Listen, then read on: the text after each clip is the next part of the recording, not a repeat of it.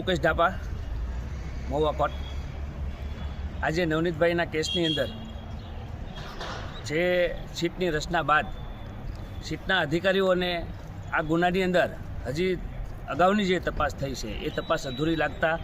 આ ગુનાની અંદર અમુક કલમોનો જે ઉમેરો જે બાકી હતો તેની કલમોનો ઉમેરો કરવા માટેનો ગઈકાલે એક કોર્ટની અંદર રિપોર્ટ થયેલો, તેમાં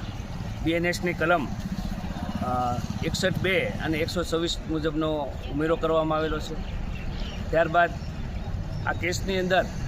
વધુ ઇન્વેસ્ટિગેશન માટે અગાઉના જે અધિકારીઓએ જે તપાસ કરી છે તેમાં જે ખૂટતી કડીઓ છે અને આ જે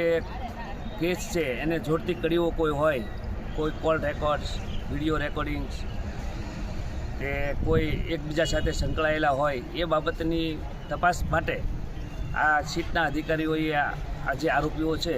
જે પકડાયેલા આરોપીઓ 8 એ 8 આરોપીઓની 7 દિવસ માટે ફર્ધર રિમાન્ડની માગણી નામદાર કોર્ટમાં અરજી કરેલી, જે તમામ પાસાઓને સમક્ષમાં રાખીને નામદાર કોર્ટે આ તમામ 8 આરોપીઓના 3 દિવસના એટલે કે સોમવાર 12 તારીખે સાંજના 4 વાગ્યા સુધીના